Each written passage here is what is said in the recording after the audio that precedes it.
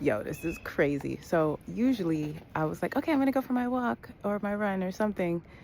There's no path. I cannot get, my stairs are gone. Oh, my kids tried to do something, but they're gone. And you see my car or my husband's car? There's no way. There's no way. My car, I can't get out. There is no.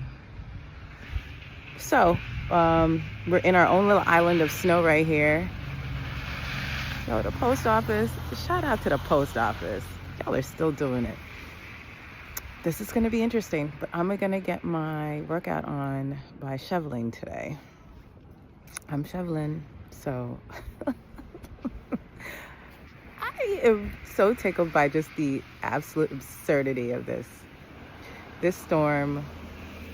Anyway, stop yapping. Let's get to work.